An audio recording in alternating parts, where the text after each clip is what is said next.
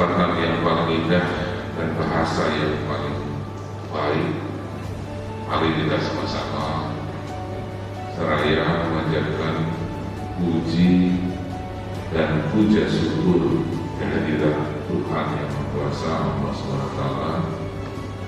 Alhamdulillah, karena rahmat dan karunia-Nya lah kita masih diberi waktu dan kesempatan hadir di tempat ini bertatap muka bersilaturahim dalam acara taklimat akhir Wasrif Kasubori di Polda Gorontalo.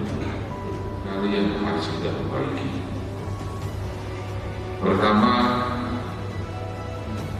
Polda kita ini sudah setara dengan polda-polda lain.